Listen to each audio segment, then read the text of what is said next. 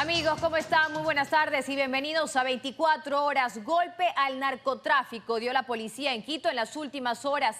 Se decomisaron 55 toneladas de cloruro de calcio, además de cerca de 1 tonelada de droga fue incautada en el aeropuerto Mariscal Sucre. Nos vamos inmediatamente a exteriores con Alberto Luna. Él tiene toda la información y nos la va a ampliar a continuación. Alberto, te escuchamos. Hola Dayana, amigos televidentes, muy buenas tardes. Esta vez la sustancia decomisada es cloruro de calcio, que se utiliza, un químico que se utiliza para procesar cocaína. La información que acaba de dar a conocer la Policía Nacional es que son 55 toneladas de este químico decomisado en las últimas horas. Para conocer detalles de este golpe al narcotráfico, estoy con el director de investigaciones de la Policía Nacional, Alain Luna. Muy buenas tardes. Cuéntenos primero dónde fue decomisado esta sustancia, este químico. Buenas tardes. En un operativo realizado por nuestra Dirección Nacional de Antinarcóticos en el sector de Pifo, se realiza un allanamiento, todo debidamente coordinado con nuestra Fiscalía General del Estado, todo con la Subsecretaría de Control y Administración de Sustancias Catalogadas a Fiscalización, más nuestros servidores policiales. Llegan ya a tener conocimiento previas de investigaciones y seguimientos que veníamos ya procesando, que existía la plena intención de comercializar esta sustancia de cloruro de calcio y transportarla, llevarla hacia el vecino país de Colombia para que allá pues sea utilizada en el procesamiento, en la transformación de la pasta base de coca a lo que es cocaína. Son 55 toneladas, un golpe muy fuerte, de los más grandes y primeros en el país en cuanto a lo que son estas sustancias que tienen guardan relación con lo que es el tráfico de sustancias sujetas a fiscalización. Es decir, que este químico no iba a ser utilizado para procesar droga aquí en el Ecuador, sino iba a ser trasladado a Colombia. Sí, precisamente. En el Ecuador nosotros no estamos cultivando felizmente nada que tiene que ver con hojas de coca, ni existen los laboratorios, por eso pretendían cruzar a Colombia. Y esto también es una muestra más de que efectivamente en nuestro país no estamos nosotros procesando este tipo de sustancias. Por ahí la intención de cruzar a Colombia de esta sustancia que venía con exportación desde el Asia, desde China, así fue introducida a nuestro país como una importación de carácter legal, pero ya una vez aquí se pretendió transportarla a lo que es Colombia. Y bueno, este decomiso también dejó detenidos. Sí, tenemos 3 personas aprehendidas.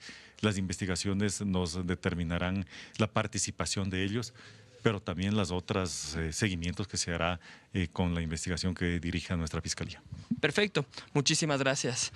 La Policía Nacional también informó sobre un decomiso ocurrido el día de ayer de cerca de 1 tonelada de cocaína en el aeropuerto Mariscal Sucre de Quito. Entonces, la información es que en las últimas horas se han dado 2 importantes golpes al narcotráfico. Primero con el decomiso, la incautación de estos 55 toneladas de cloruro de calcio y también de 1 tonelada de cocaína en el aeropuerto Mariscal Sucre de Quito. Con esta información regreso nuevamente a estudios contigo, Dayana, que nos tienes más información. Muy buenas tardes. Buenas tardes a ti, muchísimas gracias Alberto por ese reporte. Amigos, contarle que el estado de excepción cumple ya un mes este domingo. Según la policía, los asesinatos sí se han reducido durante este periodo y tenemos algunas cifras que comparten. Aseguran que se han realizado 110.357 operativos y que se han detenido a 2.443 personas en el Distrito Metropolitano de Guayaquil, en la provincia de Manabí y también en Esmeraldas. Aunque realmente los ciudadanos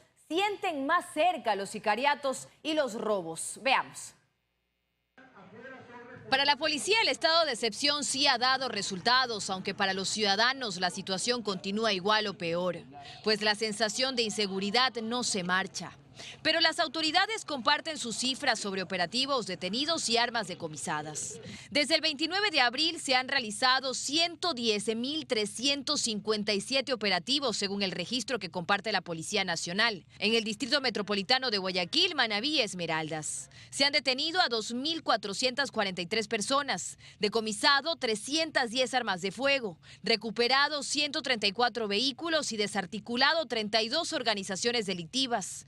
Según el ministro, más allá de hablar de números, ellos prefieren hablar de estrategias. Más allá de las cifras, nosotros lo que tenemos que ver es cómo van evolucionando las tendencias, cómo nos vamos articulando mejor en términos de diseño institucional para la frontera, de diseño institucional para las ciudades, con la intencionalidad de garantizar los derechos y las libertades de los ciudadanos, que es lo que nos interesa. Aunque la reducción de asesinatos y robos de la que habló el presidente Guillermo Lasso en días pasados, aún no se siente en las calles.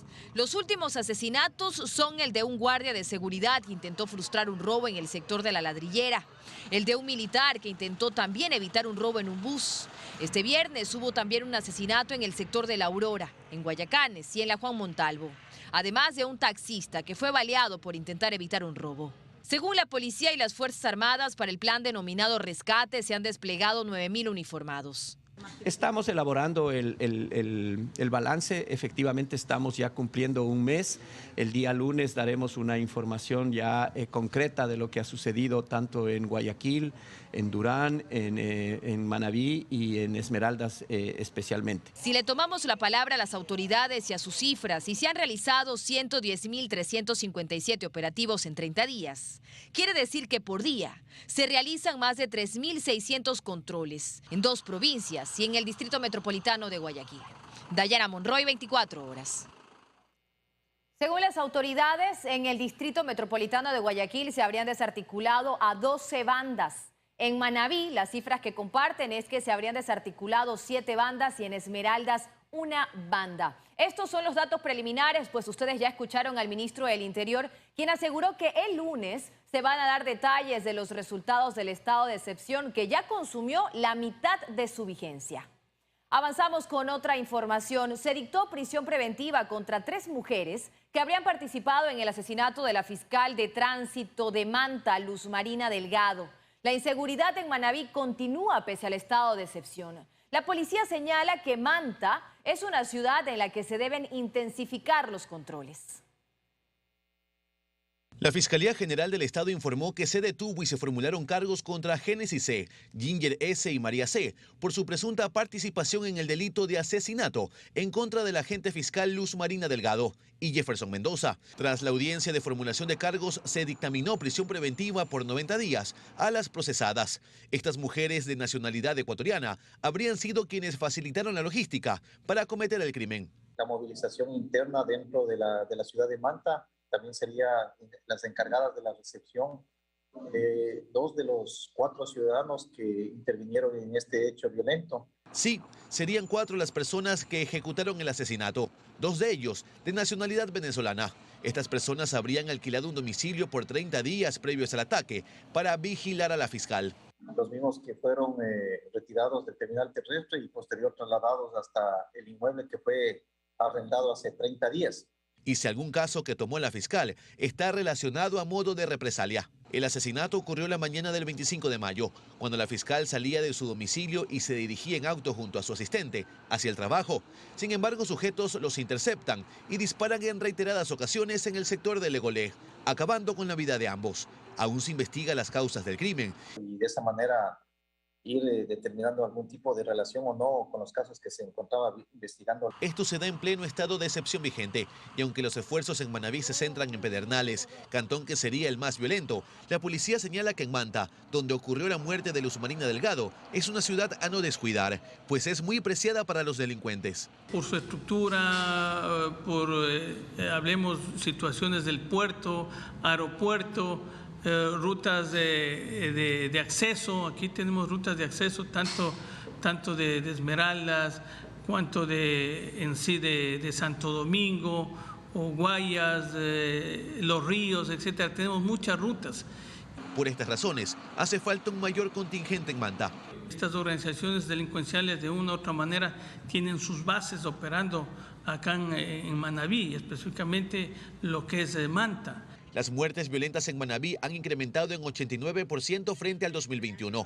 El 85% de las muertes es por violencia criminal y el 50% por narcotráfico. Pese a esto, dice la policía, no se ha aumentado el número de uniformados en la provincia, ni siquiera por el estado de excepción. Tenemos un déficit de alrededor de 600 funcionarios policiales. Además de personal, hace falta renovar equipamiento y vehículos para intentar así hacer frente a la delincuencia y violencia que sigue azotando y atemorizando a los manavitas.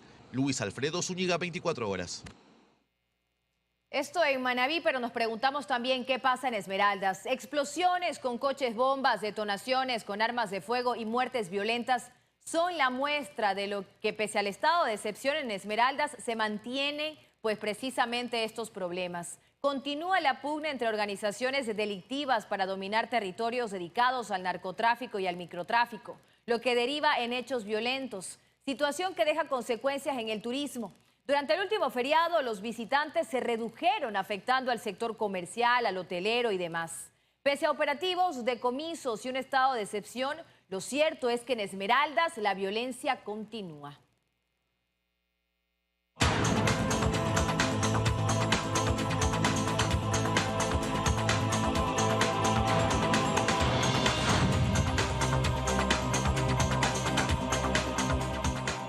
Los pasos fronterizos entre Colombia y Ecuador permanecen cerrados por las elecciones presidenciales de este domingo. Los ciudadanos esperan que haya un verdadero cambio en Colombia. Veamos.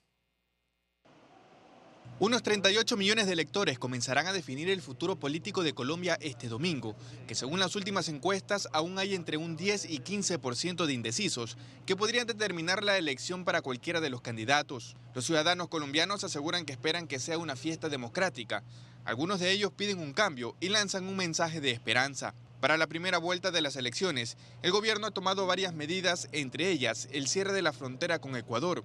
El paso fronterizo se cerrará desde este sábado a las 18 horas y se reabrirá el lunes 30 de mayo a las 6 de la mañana. Esto con el fin de garantizar el orden público en la jornada electoral. La restricción aplica para las fronteras terrestres y fluviales colombo-ecuatorianas. La medida fue dispuesta por el Ministerio del Interior de Colombia. El tránsito terrestre se suspenderá por 36 horas en los puentes internacionales de Mataje en Esmeraldas, de San Miguel en Sucumbíos y de Rumichaca en Carchi. En esta última provincia ecuatoriana también se cerrarán los pasos fronterizos de Tufiño, Urbina, Río Carchi, El Carmelo, Chical y Maldonado. La medida incluye los puestos migratorios, según el decreto. La primera vuelta de las elecciones colombianas para la presidencia están marcadas por la polarización de la sociedad colombiana y por un deseo de cambio que podría aupar a la coalición de izquierda un pacto histórico. Son 8 los candidatos que buscarán suceder a Iván Duque en la presidencia. Isaac Jacome, 24 horas. Y Colombia este domingo definitivamente se juega un modelo de país en la elección presidencial de primera vuelta. El anhelo ciudadano de cambio y por otro lado la polarización hacen parte de una elección inédita, en la que uno de los principales temores es la llegada del populismo, sea este de izquierda o de derecha. Son varios los conocedores del sistema político y estudiosos de la geopolítica que señalan que Colombia es, en ese sentido, la joya de la corona en la región. Es un país que sufrió los embates violentos de los radicales guerrilleros de izquierda durante 50 años y que ahora enfrenta un escenario inédito. Son una de las elecciones más interesantes que yo recuerde desde que tengo conciencia política. Colombia es un país pues, muy tradicionalista, muy conservador, pues asustados de que llegue a Colombia una propuesta de izquierda que no ha ocurrido. Eso sería revolucionario, entonces hay mucho susto. También quienes han estado dentro del sistema político en los últimos años temen un posible irrespeto a la institucionalidad democrática. Así lo manifiesta la senadora Paloma Valencia. Esta es la primera vez donde un proyecto populista de izquierda radical que encarna una persona que estuvo alzado en armas contra los colombianos, pues esté presto a llegar con unas propuestas que le recuerdan a uno a Chávez y que recuerda todo el modelo fracasado. Y desde Colombia, donde reside la periodista ecuatoriana Ana María Serrano, nos explica también su visión del panorama y los principales temores que tienen los ciudadanos. En Colombia se está jugando un modelo de país. La gente quiere ver un cambio. Para ella está bastante claro el posible escenario, considerando lo que quieren los electores y el comportamiento de las encuestas. Dos opciones bastante populistas, y lo voy a decir con nombres. La una es Gustavo Petro, una populista de izquierda, y la otra persona es Rodolfo Hernández. Yo estaría dispuesta a votar por cualquier persona que respete la democracia, o por cualquier persona que se comprometa, que 4 años entrega el poder. El cambio al que aspiran es innegable, pero en medio del rechazo que tiene la gente al sistema, esperarían que prime la cordura. Ya estamos en un momento en donde no queremos mesías, queremos ideas, queremos reformas, ¿sí? Y podemos tolerar, esa es mi posición, 4 años de lo que sea, pero 4 años. Este domingo irán los colombianos a las urnas en una jornada previa a un día feriado y en un país donde el voto no es obligatorio. María Gracia Acosta, 24 horas. Amigos, retomamos la información con la crisis en el sistema judicial que toma un giro inesperado. Alex Guamán, el denunciante que provocó la suspensión de Iván Saquicela como presidente de la Corte Nacional de Justicia, desistió de su denuncia. Según Saquicela, el expediente debe ser archivado y él debe volver a su cargo. La judicatura aún no se pronuncia.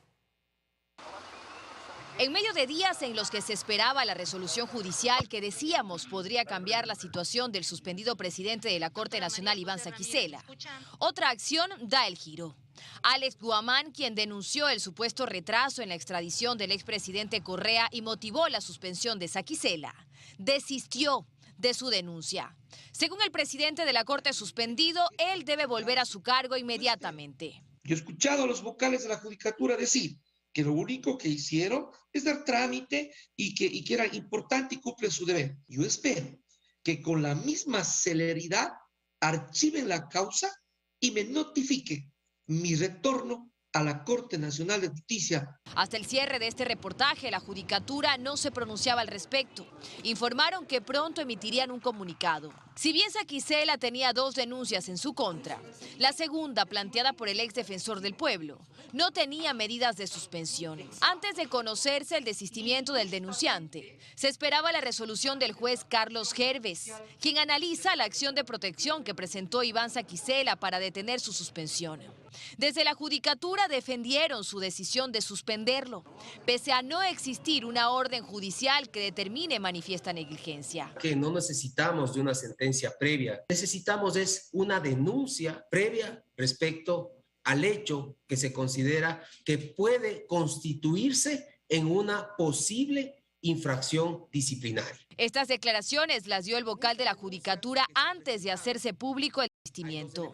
En una hora laborable se hizo el informe y se reunió el Pleno para tomar la decisión. Sí, el Consejo está trabajando 24/7. Saquicela, quien cree que las cosas comienzan a tomar forma y a ponerse de su lado, asegura que no presentará ninguna acción contra los vocales de la Judicatura. Yo espero que respeten las normas jurídicas esta vez, porque antes me vulneraron, y que yo esté en la Corte Nacional de Justicia lo más pronto posible. Para el próximo lunes estaba prevista la resolución del juez de Azuay que analizaba la acción de protección, pero aparece un desistimiento que altera las cosas. La Judicatura se pronunciará en las próximas horas. Dayana Monroy, 24 horas. La Corte Nacional de Justicia envió a la Cancillería el documento oficial de solicitud de la extradición del expresidente Rafael Correa. El proceso de la solicitud de extradición del exmandatario inició en abril, cuando el presidente de la Corte, Iván Saquicela, suspendido por el Consejo de la Judicatura, dio a conocer de esta providencia. El documento fue remitido para su debida traducción al idioma francés. La solicitud se fundamenta en que contra Correa hay ya una sentencia ejecutoriada por el delito de cohecho, derivada del caso Sobornos 2012-2016. Y este sábado se instaló la audiencia preparatoria de juicio en el caso Froilán Jiménez, diligencia que estaba suspendida desde septiembre del 2021. La jueza declaró la validez del proceso y Fiscalía acusó en calidad de autores directos del supuesto delito de asesinato a los 9 militares procesados. Entre ellos está el general Luis Castro, quien comandó la operación Rescate para sacar al expresidente Rafael Correa del hospital el 30 de septiembre del 2010. El excontralor Carlos Pollitt se declaró inocente de los cargos que enfrenta en Estados Unidos, como conspiración para cometer lavado de activos, encubrimiento de lavado de dinero y por participar en la transacción de propiedades privadas derivadas de actividades delictivas. Según la sección de fraude de División Criminal y la oficina del fiscal federal, Pollitt habría sido parte de un esquema para usar el sistema financiero de Estados Unidos para lavar dinero, promover y encubrir un esquema de sobornos, ocurrido en nuestro país, en Ecuador.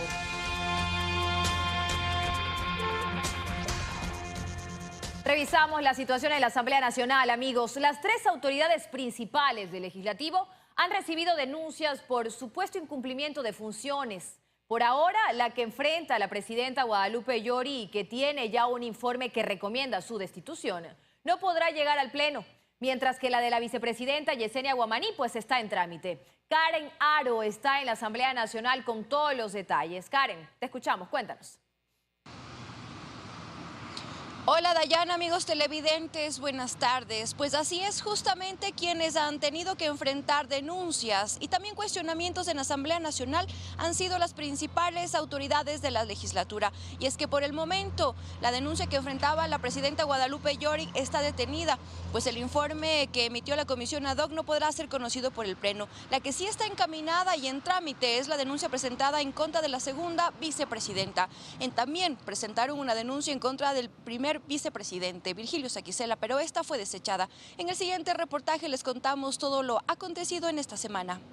Cuando apenas empezaba a correr el plazo para que la presidenta Guadalupe Llori convoque al Pleno para que se trate el informe de la comisión ad hoc que recomienda su destitución, llegaron las medidas cautelares de última hora, dictadas por un juez que frenaron todo el proceso, pues ordenó al Pleno abstenerse de conocer dicho documento. El día de hoy hemos tenido un triunfo como Pachacutic y sobre todo que se haga respetar lo que en democracia se decide a la interna de las organizaciones políticas. Esto hizo que las bancadas que piden la salida de Llori de su cargo barajen otras salidas. Dicen que pueden autoconvocarse, cambiar el orden del día y apelar la presidencia durante un pleno. Obviamente aquí no se va a hacer lo que ella diga, sino lo que la mayoría de la Asamblea diga y en consecuencia tiene hasta el lunes para convocar. Si hasta el lunes no convoca, obviamente veremos otras opciones. Hemos dicho, no se aferre, ya tuvo su tiempo, ya lo cumplió.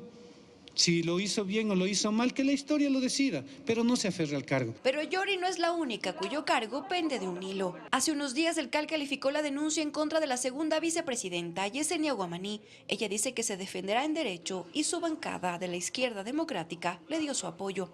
Aquí se intentó manipular a los asambleístas, indicando que si no somos parte de una nueva mayoría, perderemos los espacios en el CAL y perderemos los espacios en las presidencias y vicepresidencias. Viendo los argumentos legales por parte del asambleísta Guamaní, no fueron ni siquiera analizados, peor debatidos, y se dio paso a una votación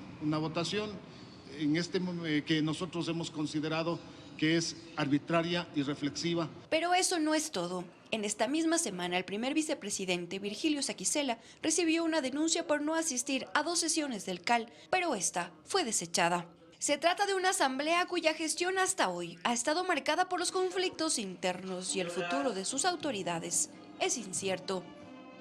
Lo único cierto, Dayana, es que por ahora el Pleno de la Asamblea Nacional no podrá tratar este informe que recomienda la destitución de la presidenta Guadalupe Llori. Es la información que a esta hora les reporto desde el centro de Quito. Continúen ustedes. Que tengan una buena tarde. Una buena tarde para ti también, Karen. Nos quedamos pendientes de lo que pueda pasar la próxima semana. Y en otros temas, la próxima semana también se conocerán los resultados finales para confirmar o descartar el primer caso de viruela del mono en nuestro país. Expertos en salud llaman a la calma a los ciudadanos. Luis Alfredo Zúñiga nos cuenta más detalles. Hola Luis, te escuchamos. Así es como están, muy buenas tardes. Efectivamente, el Ministerio de Salud confirmó días atrás que en Ecuador ya se registra el primer caso sospechoso de viruela del mono. Este caso sospechoso fue detectado en Quito y se trata de un paciente joven que llegó al país desde África y que empezó con un cuadro febril y también con problemas cutáneos. La ministra de Salud, Jimena Garzón, ha señalado que el joven ya se encuentra en confinamiento y el resultado definitivo se conocerá la próxima semana. Se han realizado el confinamiento del paciente y los cercos epidemiológicos adecuados. Está siendo tratado por un infectólogo para irlo monitoreando para ver si realmente se trata de ese caso. Y el resultado de los exámenes esperemos y confiamos tenerlos la próxima semana.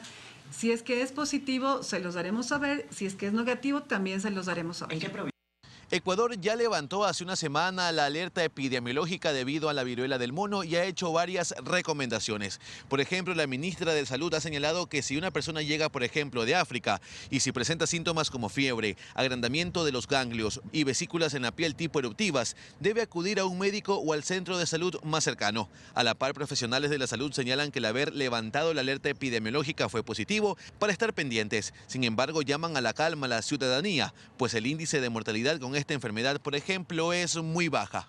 Al momento la tasa de mortalidad o letalidad de la enfermedad es menor al 10% y principalmente es más sensible en pacientes jóvenes. En esta enfermedad es muchísimo más efectivo la higiene de manos que, digamos, el tema del uso de mascarillas. Por el momento, el Ministerio de Salud no cree necesario hacer el reforzamiento de algún protocolo en los aeropuertos. A la par, la cartera de salud ha indicado que la próxima semana llegarían al menos 1000 kits para diagnósticos de la viruela del mono. Esa es la información a esta hora de la tarde. Continúan con más en estudios. Buenas tardes. Buenas tardes, muchísimas gracias, Luis. Nos quedamos pendientes de ese pronunciamiento del Ministerio de Salud Pública. Cambiamos completamente de tema, amigos. Como el patrón era conocido Leandro Norero. ¿Quién es? El presunto narcotraficante y financista de las acciones delictivas de las megabandas que operan en territorio nacional.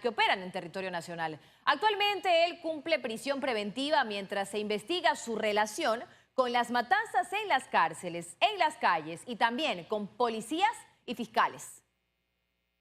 Conocido como el patrón, Leandro Norero era la cabeza de una de las estructuras criminales más sólidas del Ecuador. A través de las compañías que fundó y que se dedicaban a la venta de vehículos, a brindar servicios de transporte y a la exportación de materias primas, envió droga al extranjero desde los puertos de Guayaquil y Machala y lavó el dinero que obtuvo sin ser detectado. Es que si bien en el 2006 por tenencia ilegal de armas cayó preso, salió rápido. Incluso logró acercarse al poder político como líder de los Ñetas, una nación, como le decían sus miembros, que tiempo después llegó a un acuerdo de paz con sus rivales, los Latin Kings, convirtiéndose así en un ejemplo para quienes integraban cualquier pandilla juvenil. En el 2002 se enfrentó a un juicio por robo agravado que terminó con un dictamen abstentivo de la Fiscalía y en el 2018 fue declarado inocente en otro proceso penal por narcotráfico. En Perú lo buscaban como parte de una investigación por tráfico de estupefacientes, pero se hizo pasar por muerto a inicios de la pandemia, logrando que la causa se extinguiera. Siguió delinquiendo sin problemas. Volvió de Perú, donde vivía, se asentó en San Borondón. Su casa está dentro de una de las urbanizaciones más exclusivas del sector. Su red siguió creciendo, llegó a contar con al menos 13 testaferros y operadores de sus empresas, por lo que también invirtió en negocios relacionados a la publicidad, el transporte pesado, la venta de alimentos e insumos agrícolas, también de construcción, servicios de vigilancia y hasta de seguridad. Hay información que él